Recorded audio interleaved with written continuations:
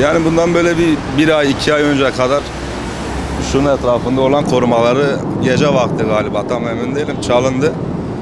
Hani burada mendil satan çocuklar olsun, yarı ışıkta bekleyen gençler var.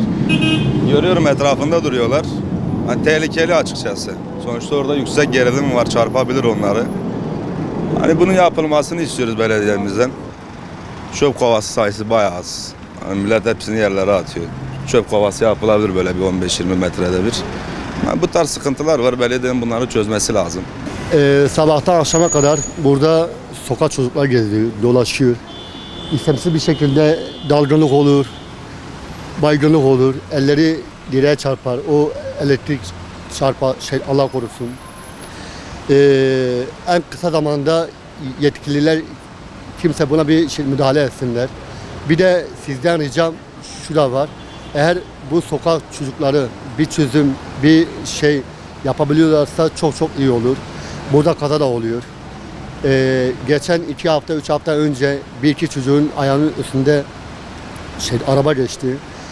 Geçenlerde bir trafik kazası oldu. 50-60 yaşlarında bir bayan öldü. Lütfen bu trafik yoğunluğunda araç süren arkadaşlar da dikkatli bir şekilde sürüşünü yapsınlar. Çocuklara bir zarar gelmesinler. Önceliğim de bu direğin etrafını iyice kapatsınlar abi. Artık çözümün neyse etrafını iyice bir şekilde kapatsınlar ki bu kablolar ortada olmasın. Yani acı bir şekilde bir çözüm olsa esnaflar adına memnun oluruz. Vallahi uzun süredir ben gördüğüm kadarıyla uzun süredir böyle. Bu özellikle bu cam silen çocukların çoğu ellerini bunlara vuruyorlar. Elektrik tutma. Yani burada can kaybı olabilir. Yani özellikle yetkililerin hani buna bir çare bulması lazım. Tehlike arz ediyor zaten. Yani sadece çocuklar değil. Ne bileyim bir hayvan bile çarpsa bir hayvanın canı bile bizim için çok önemlidir. Yani insan, çocuklar hani bunların elleri değmesi halinde hani bu bir can kaybı yaşanması halinde hani bu can kaybının bedelini hangi yetkili verir ben bilemem. Ama hani buna bir çare bulunması lazım. Özellikle hani bu cadde sadece.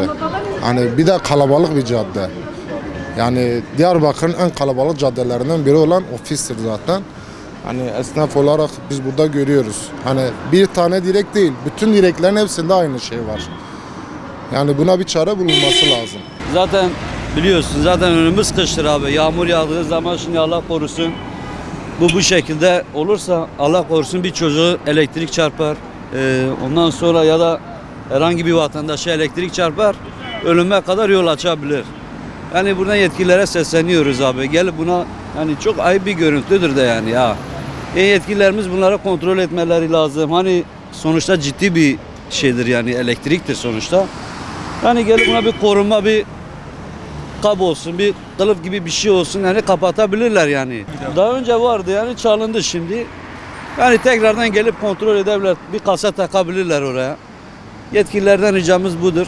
Gelip kapatmalarını rica ediyoruz. Biz esnafız burada mesela Diyarbakır'ın en gözde semtlerinden biridir mesela Ofis semti. Yani yetkililerimiz normalde buranın üstünde daha çok durmaları lazım. Buraları daha iyi kontrol etmeleri lazım. Tabii her yeri bu şekilde. Yani elektrik çocuk oyuncağı değil yani ya. Gelip bakmaları lazım. Bir kasa takmaları lazım. Yani mesela bir görevlinin bunları kontrol etmesi lazım.